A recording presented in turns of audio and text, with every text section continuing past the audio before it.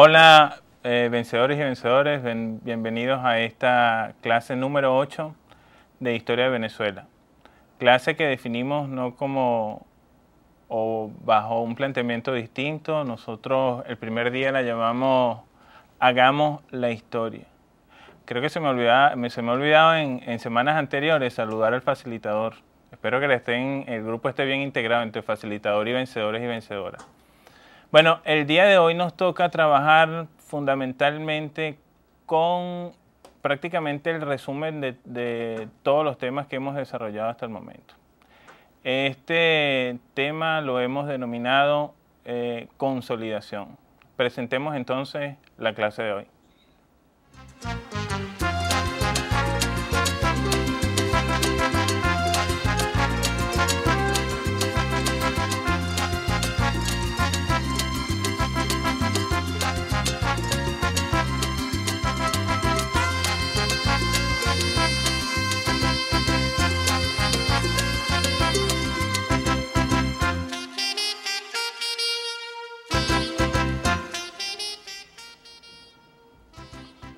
Consolidación.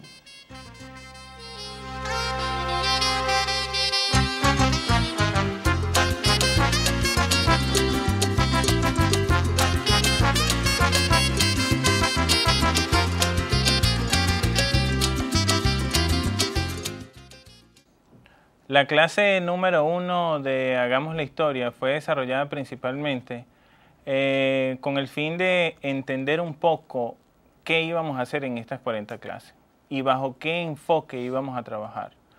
Recuerdan que nosotros tratamos no de desarrollar la historia en base a un esquema lineal, no en base a una historia tradicional, no en base al pasado simplemente, sino que establecimos una relación o tratamos de establecer una relación entre pasado, presente, inclusive nos fuimos más allá, pasado, presente y futuro. La historia de Venezuela es una historia que está llena de algunas que nosotros llamamos en este entonces algunas mentiras o algunas medias verdades. La idea de nosotros era que entre todos descubrir aquellos elementos, aquellos trabas, aquellos factores que han provocado, que han sido la causa para tener una Venezuela en las condiciones que tenemos en la actualidad. Recuerdo que esa relación estaba planteada en base a un análisis del presente, es decir, ¿qué tenemos en el presente? Y en esa relación causa-efecto decíamos que el presente no es producto de la casualidad, que el presente es producto de un proceso, es decir, que hay una relación causa-efecto. ¿Qué era entonces lo que teníamos que buscar en la historia? Aquellos elementos del pasado que nos permitieran comprender el presente. En ese sentido, en los últimos años Venezuela ha dado cambios fundamentales en tratar de diseñar y de resolver un problema que teníamos en las distintas estructuras políticas, económicas y sociales. Para eso nosotros, después de un largo proceso de consulta, pudimos crear como pueblo, pudimos crear como sociedad una nueva constitución y planteamos la posibilidad de crear un país distinto, de crear una sociedad distinta. Esa sociedad distinta, ese país distinto, lo construimos, lo diseñamos y lo planteamos en la Constitución de la República de Venezuela, la República Bolivariana de Venezuela. Esta Constitución de la República Bolivariana de Venezuela, yo creo que es la única constitución de América Latina que ha sido diseñada por un pueblo, que ha sido votada, aprobada por un pueblo a través del voto. Esto entonces legitima que lo que está planteado en la Constitución es lo que nosotros como pueblo dijimos que era lo que queríamos. Yo les dije que un libro fundamental para nosotros, no solamente para la materia de historia de Venezuela, sino para la vida, para el país que íbamos a construir, era precisamente la Constitución. Entonces, en ese sentido, hay un diseño de país que está planteado en el preámbulo. Ese preámbulo se convertía entonces nosotros en la guía. ¿Cómo vamos a construir ese futuro? ¿Cómo vamos a construir ese país que queremos? en esa búsqueda de construir el país que queremos, era necesario hacer el análisis del presente. Y después de hacer el análisis del presente, buscar en el pasado cuáles son esos elementos o cuáles eran esos elementos que habían generado todos estos desequilibrios. Hablábamos de un desequilibrio territorial, hablábamos de un desequilibrio internacional, de un desequilibrio económico, de un desequilibrio social y un desequilibrio político. Esos 5 desequilibrios, inclusive yo creo que me referí a un sexto desequilibrio, que era el fenómeno cultural, aunque esté marcado dentro de los otros 5. Esos desequilibrios, entender esos desequilibrios nos van a permitir avanzar y poder concretar en lo real lo que nosotros verdaderamente queremos, sin injerencia extranjera, sino nosotros mismos resolviendo nuestros problemas. A propósito entonces, y dadas las condiciones en que hemos venido trabajando, a propósito proponemos entonces un diseño histórico distinto, es decir, construido tanto por ustedes como por nosotros desde aquí, ustedes con la ayuda del facilitador y nosotros con la ayuda de muchos asesores que estamos trabajando en equipo. Fíjense, entonces, la clase de historia la vamos a analizar, esta clase de consolidación la vamos a iniciar, con un poema que nos dice un poco sobre los advenimientos de nuevos momentos, sobre los advenimientos de nuevos momentos históricos que no deben repetirse. Este poema nos alerta un poco sobre eso. Entonces, leamos el poema.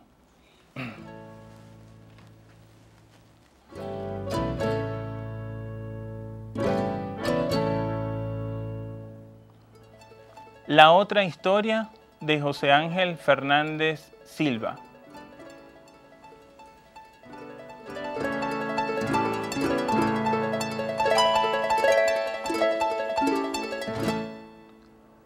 Han reiniciado una historia escrita por Escarabajo, confirmada por empedernido Centauro. Ya viene de regreso el conquistador mayor del siglo XV, montado sobre el lomo de los libros. Me provoca izar banderas negras por toda esta América, que aún te florece entre las ruinas de los autóctonos.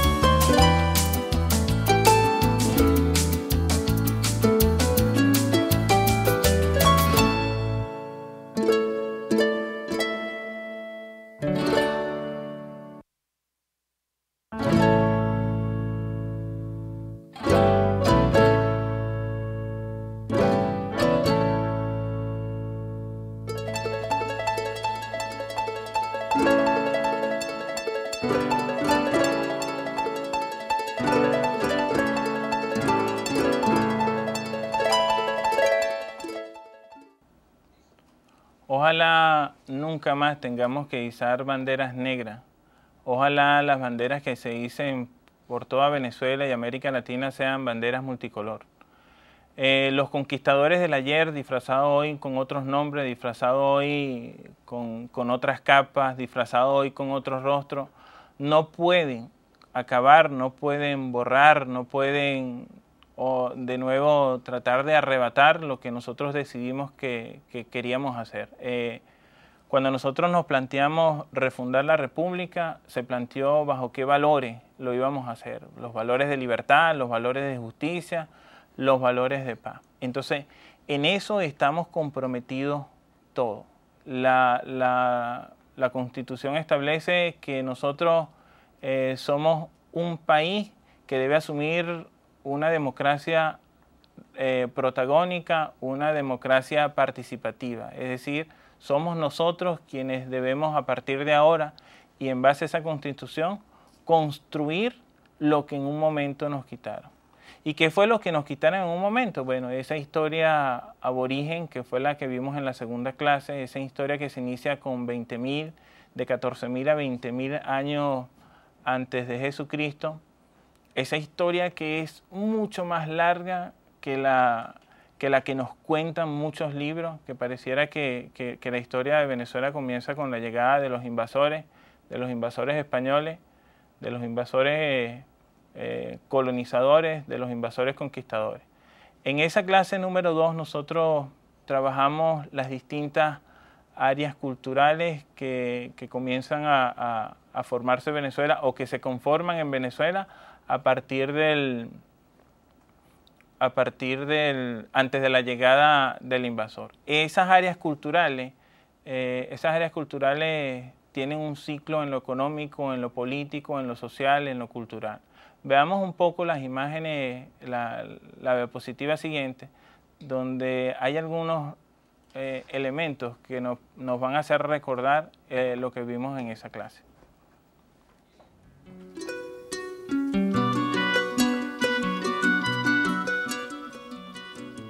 En esa clase recuerdan ustedes que trabajamos los rasgos socioeconómicos y culturales de las comunidades aborígenes.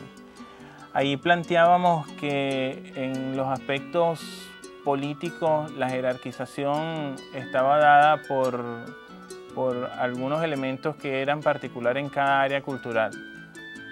Esos elementos de jerarquización política no eran con la intención de subyugar el poder, sino que eran con la intención más bien de guiar, de regularizar, inclusive hasta en la división del trabajo y controlar, o más que controlar, dirigir las comunidades hacia un progreso, hacia un desarrollo que se generaba desde las mismas aldeas, que se generaba desde las mismas tribus.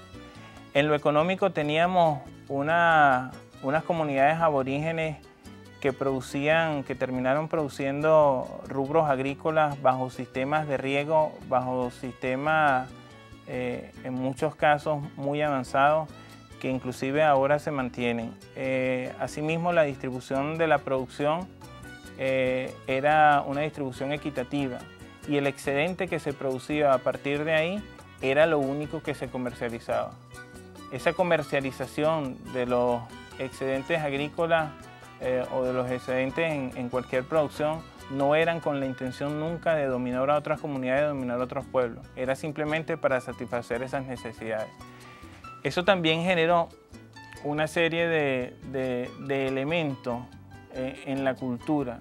Y cuando hablamos de los elementos culturales, es donde más resistencia han mantenido esas comunidades aborígenes ancestrales, puesto que ellas han permitido hasta el momento recobrar lo que una vez fuimos y a lo mejor donde debemos buscar para volver a ser.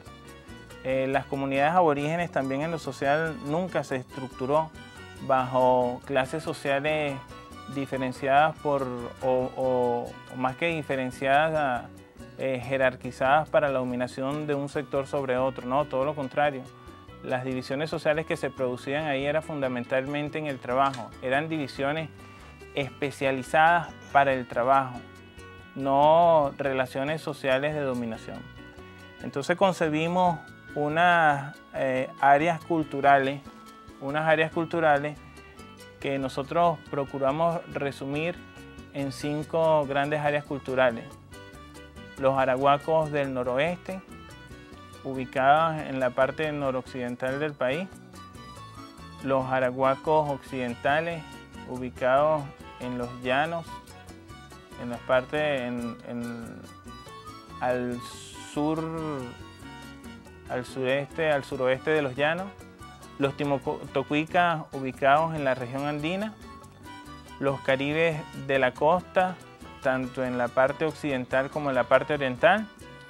Y las áreas mixtas. Ahí veíamos entonces una diversidad, una distribución de áreas culturales en todo el país que nos permitían ver la riqueza y la posibilidad de lo que hoy define la Constitución como pluricultural. Éramos un país con una cultura aborigen, pero con características particulares en cada región. Esas áreas culturales que nosotros vinimos desarrollando y que se presentaron de nuevo o que rescatamos en estos estudios conjuntos de la historia de Venezuela, se resumen en cuanto a su lucha, en cuanto a su resistencia, en cuanto lo han podido mantener en la Constitución Nacional.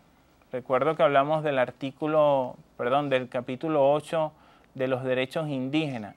Ese capítulo 8 de los derechos indígenas y el artículo 9 resume lo que hoy nosotros tenemos que defender como valores fundamentales, dado que en nuestra Constitución se establece que somos una sociedad multiétnica y multicultural. En la diapositiva siguiente vamos a ver lo que tiene que ver con esos artículos que están fundamentados en el artículo 8 de la Constitución. Veamos entonces el capítulo 8 de los derechos de los pueblos indígenas. No es otra cosa que reconocer los derechos de nuestros pueblos originarios. Esos derechos que en el transcurso del tiempo fueron olvidados, esos derechos que en el transcurso del tiempo fueron cercenados, pero que permitieron que con su resistencia, con su tremenda lucha, con su constancia, se ha logrado concretar, yo creo que en uno de los elementos más añorados de los pueblos autóctonos venezolanos. Ese capítulo 8 de los derechos de los pueblos indígenas, además del artículo 9, refleja el beneficio, o mejor dicho, no, más que el beneficio, el reconocer que nuestra historia se inicia mucho antes de lo que muchos libros, de lo que muchos autores, de lo que muchos historiadores nos han querido enseñar. Después estuvimos trabajando sobre el impacto que generó el proceso de conquista, el impacto que generó la llegada del invasor español, el impacto que generó el imperio español sobre nuestros pueblos aborígenes. Veamos el siguiente título, que se refiere precisamente a este impacto generado en lo económico, en lo político y en lo social por esa llegada del invasor español.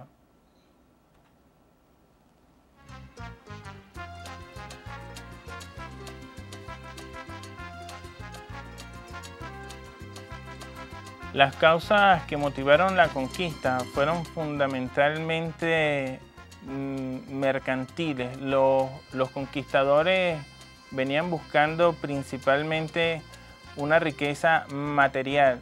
Recuerdan que en Europa ya había un desarrollo del mercantilismo, es decir, un desarrollo de un modo de producción que buscaba fundamentalmente acumular riquezas, acumular bienes materiales, principalmente oro, perlas, que son los primeros elementos que ellos trasladan a Europa después de la llegada de Cristóbal Colón. Esto generó un impacto importante en las sociedades aborígenes. Entre estos impactos destaca algunos elementos en lo económico, algunos elementos en lo social, algunos elementos en lo político y también en lo cultural. En lo económico, los conquistadores en un territorio que no les pertenecía, ellos logran invadir los territorios, comienzan a generar, en primer lugar, a expoliar las riquezas minerales que ellos se encontraban. En segundo lugar, avanzan entonces hacia la instalación de un modelo agrícola que genera un fuerte impacto en las poblaciones aborígenes. Ese impacto se destaca en lo siguiente. Fíjense que antes de la llegada del invasor español, antes de la invasión, los aborígenes, yo les había dicho que habían desarrollado la agricultura y que esa era una agricultura que les iba a permitir una distribución equitativa de los bienes que se producían y que el comercio bajo ningún concepto era tomado para subyugar a otros pueblos. En el caso de la llegada de los españoles, cuando ellos llegan, el modelo económico que implantan es un modelo económico para la dominación, es un modelo económico además de la dominación, para el sometimiento de los pueblos indígenas. Y eso conduce necesariamente a la expoliación de las riquezas naturales, inclusive a la explotación del aborigen. En lo político, esa jerarquización tan bonita que venían desarrollando los pueblos aborígenes queda totalmente destruida. Es decir, el español asume el poder, el español asume el control político y comienza a generarse a partir de ahí en Venezuela una exclusión de un gran sector, del sector mayoritario, donde los aborígenes quedan prácticamente excluidos de cualquier tipo de derecho. En lo social, la división de la sociedad, es decir, solo los españoles comienzan a tener derechos, los derechos sociales, derechos civiles, derechos políticos, derechos económicos, mientras que el aborigen queda totalmente excluido. En lo político, en lo político, entonces ahí el ejercicio político solamente lo diseñan los españoles. Estamos hablando fundamentalmente de la conquista. Y en lo cultural comienzan a imponerse unos elementos bien fuertes de la cultura occidental, de la cultura española. Eso es a raíz de la invasión. Entonces hay una ruptura entre el hilo, entre la evolución histórica que venían desarrollando los pueblos en sus distintas culturas, en sus distintos territorios, y lo que se genera con la llegada de los españoles. Veamos la siguiente diapositiva, donde vamos a ver los métodos empleados para la conquista, que son fundamentalmente dos métodos. El primer método, que lo vamos a ver ahora en la siguiente diapositiva, tiene que ver con la acción o la utilización de la violencia. Es decir, es la fuerza el primer instrumento. Y el segundo instrumento es el instrumento ideológico. Aquellos aborígenes que no se sometían a través de la fuerza, entonces, que no se sometían a través de las iniciativas religiosas que lo persuadían de que debían someterse a la corona, entonces eran sometidos violentamente. Aunque en principio ni siquiera fue el elemento ideológico, sino que fue simplemente el elemento de la fuerza. Entonces copien esto un momentico y volvemos.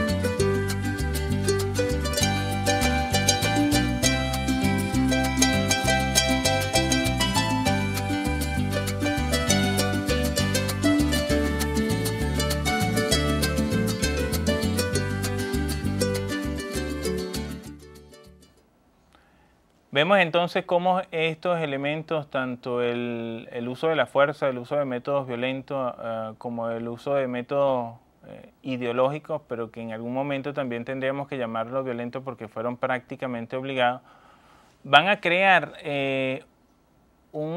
además de la ruptura, van a generar un nuevo sistema de producción. Un nuevo sistema de producción que va a determinar los elementos o las estructuras sociales que vamos a ver en próximas clases. Ahí podemos comparar entonces que una sociedad aborigen con una igualdad social que no estaba distribuida en clases, donde había distribución de la riqueza, donde había libertad, entonces ahora se convierte en una sociedad esclavizada, una sociedad explotada, una sociedad con una apropiación de las riquezas, una sociedad dividida en clases, y eso es tal vez lo que venimos arrastrando en el momento. Entonces, fíjense lo que estamos haciendo. Estamos buscando en el pasado cuáles son los traumas, cuáles son los elementos, cuáles son las causas que han provocado una Venezuela como la que hoy tenemos. Nosotros, en esa búsqueda del encuentro de la nueva historia, nosotros fundamentalmente lo que procuramos o lo que buscamos es encontrar esas causas, pero en lo económico, en lo político, en lo social, en lo cultural, que nos hagan comprender lo que estamos tratando de comprender. La historia de Venezuela, como pudimos ver, no se inicia con la llegada con Cristóbal Colón. La historia de Venezuela se inicia mucho antes. El pretender que la historia de Venezuela se inicie con la llegada de Cristóbal Colón es sencillamente decir que la sociedad siempre ha sido así, una sociedad clasista, que la sociedad siempre ha sido una sociedad de ricos y pobres, que la sociedad siempre ha sido una sociedad de explotadores y explotados, que la sociedad es una sociedad donde triunfa los que más pueden, que la sociedad es una sociedad siempre y por naturaleza, el hombre no intervino a ello, sino que parece que es producto de una evolución en donde no tenemos nosotros nada que ver. Bueno, aquí pudimos ver que no es así. O sea, que eso no siempre fue una sociedad desigual, no siempre fue un territorio desigual. Vamos a ver la siguiente diapositiva, donde vamos un poco a recrear lo que se trabajó en las clases siguientes. En la clase siguiente nosotros abordamos una comparación entre los modos de producción. El modo de producción aborigen que teníamos y el modo de producción que tenemos después de la invasión española. Asimismo, intentamos resumir un poco qué sucedía con la llegada de Cristóbal Colón o con la invasión de Cristóbal Colón a América. ¿Qué sucedía en el fenómeno cultural? Donde se trató de decirnos que aquí existían las razas, que vinieron fue a civilizarnos y a crear una teoría de desarrollo, es decir, que esa civilización implicaba que había una cultura que era más desarrollada que otra y que los españoles vinieron aquí fue a civilizarnos. Yo les pido que por favor copien estos elementos que están aquí, que forman parte de la consolidación, para que lo puedan discutir en clase y hacer algunas aclaratorias al respecto.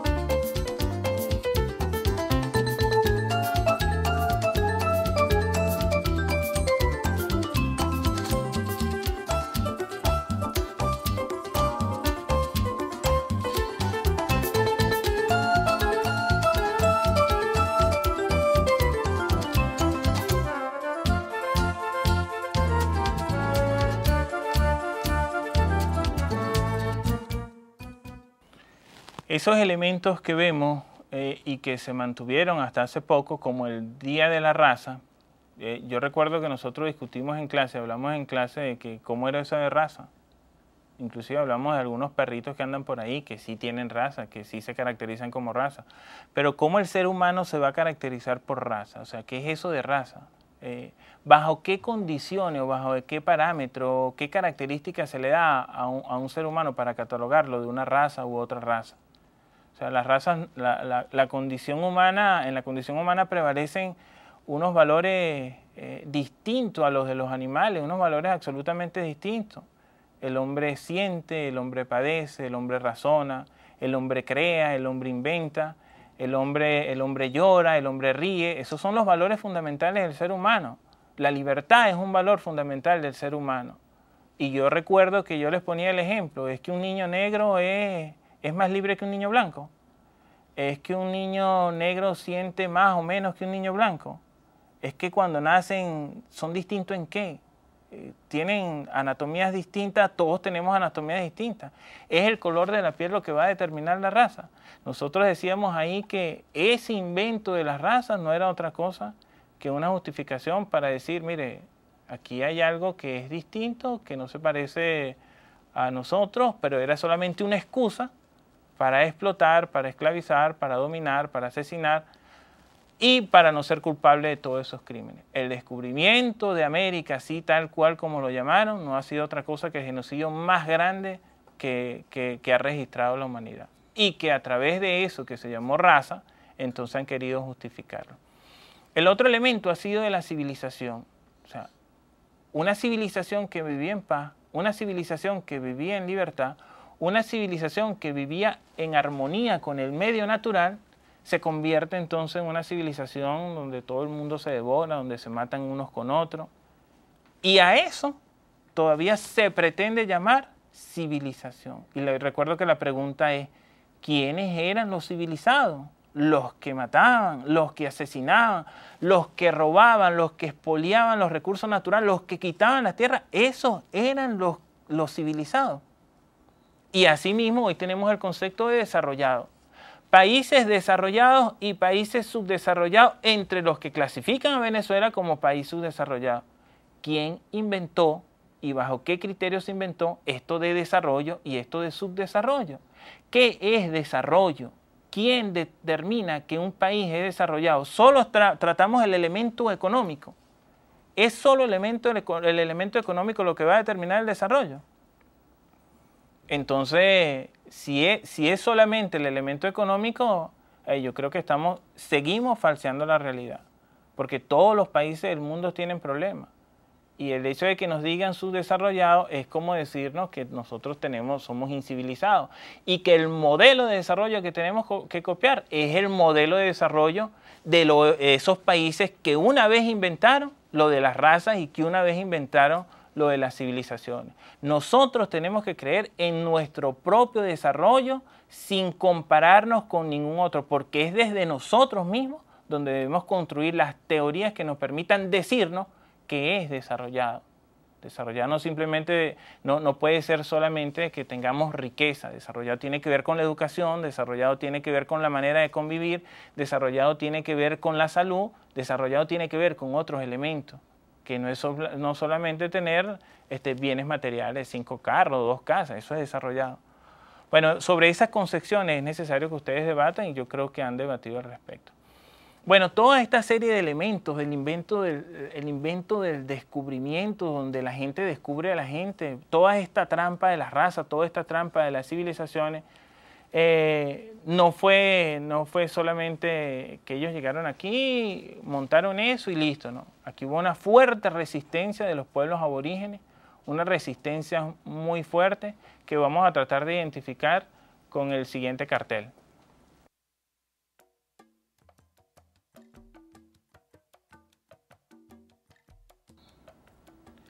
El 12 de octubre, Día de la Resistencia Indígena, es el homenaje a una lucha ancestral que viene desarrollando este pueblo, pero en principio una lucha de unos pueblos que en el ayer se enfrentaron al invasor español por su libertad, que se enfrentaron al invasor español ante las pretensiones de estos de coartarle su felicidad, de coartarle su historia, de robarle lo que en milenios le costó construir un pueblo con dignidad, un pueblo aborigen que hoy nos hace sentir muy orgulloso de tener sus raíces. El 12 de octubre representa para todos los venezolanos el nuevo ciclo de la Venezuela distinta, el nuevo ciclo de la Venezuela que nos dimos en la Constitución. Más nunca nosotros podemos celebrar el 12 de octubre como día del descubrimiento que nunca fue. Nosotros conmemoraremos ahora el 12 de octubre como el Día de la Resistencia Indígena, con nuestros héroes como Guaycaipuro, nuestro héroe Paramaconi, nuestro héroe Charaima, y cada uno de esos héroes que en los sitios donde ustedes viven, que en los sitios donde ustedes están, muchas veces nos nombran y a veces no sabemos las historias de ellos, pero que forman parte de un conglomerado de sujetos históricos que hicieron mucho por la libertad de Venezuela y de América, y mucho por mantener esa historia que hoy tratamos de rescatar. Entonces, llegamos de esa manera a la actividad final de nuestra clase y llegamos al final de nuestra clase y entramos a hacer un análisis de la Venezuela en el contexto actual. La Venezuela del contexto actual entonces nos indica elementos distintos. Esos elementos que son fundamentales para el análisis, que son fundamentales para el estudio. Nosotros ya pudimos determinar claramente que nuestra historia comienza 20.000 o 14.000 años antes de la llegada de Jesucristo, que nuestros primeros héroes no son los héroes de independencia, que nuestros primeros héroes son los héroes aborígenes.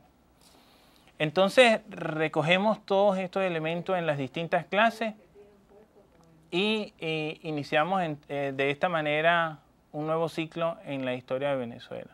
Ustedes, sus facilitadores y el equipo que conmigo trabaja, pretendemos entonces ir descubriendo, ir rescatando los valores distintos para la concreción de una Venezuela libre, de una Venezuela fundamentada sobre valores históricos de libertad, de justicia y de paz.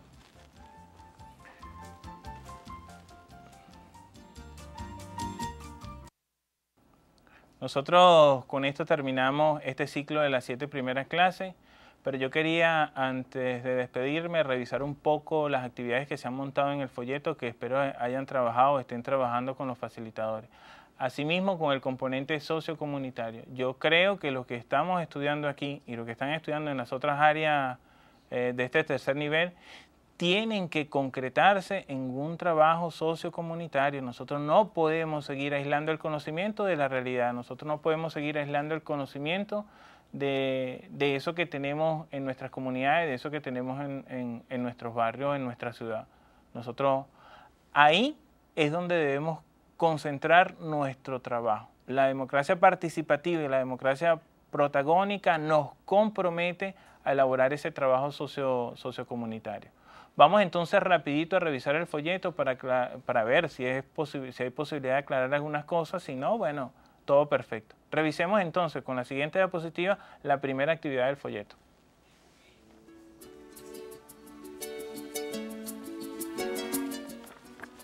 Actividades del folleto.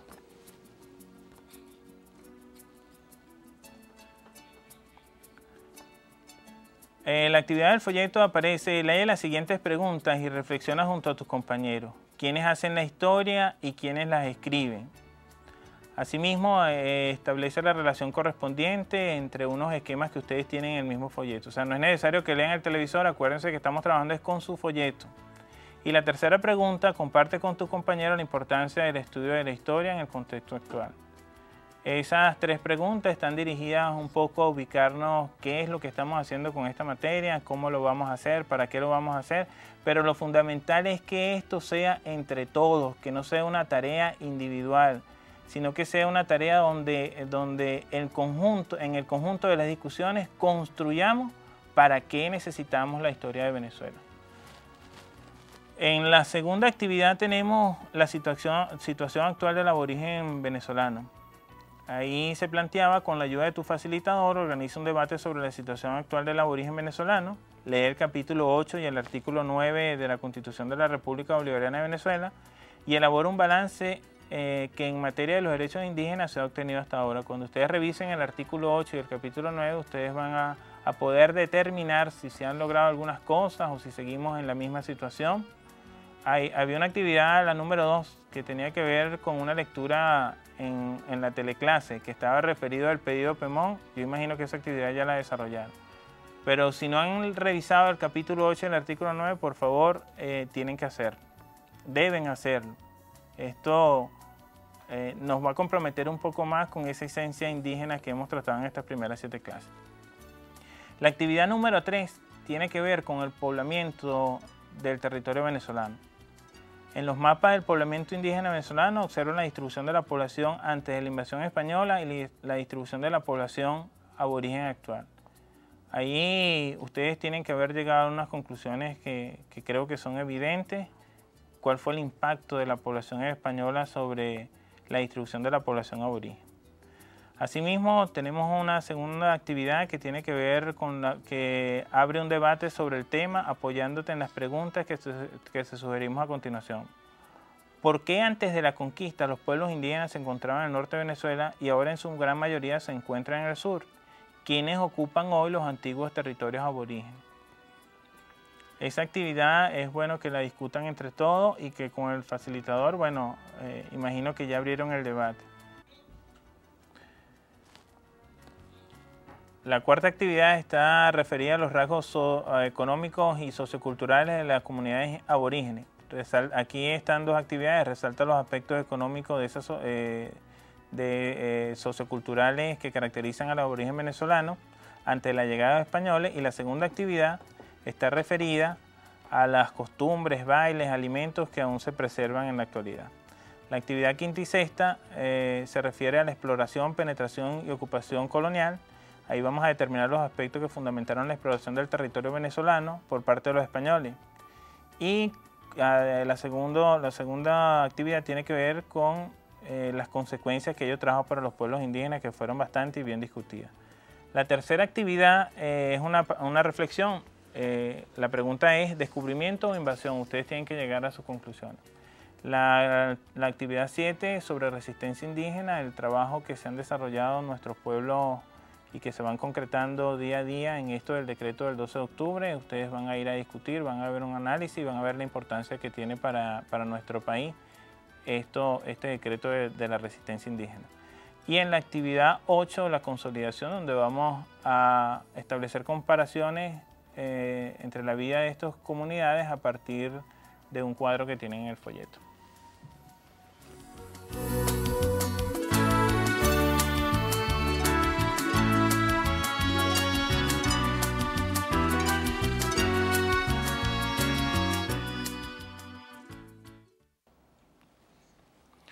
Bueno, vencedoras y vencedoras, ha concluido la clase de hoy. Nos vemos en la próxima clase, teniendo en cuenta todo el trabajo que hemos hecho y esperanzado en que podamos construir juntos la historia y la Venezuela distinta. A leer la Constitución.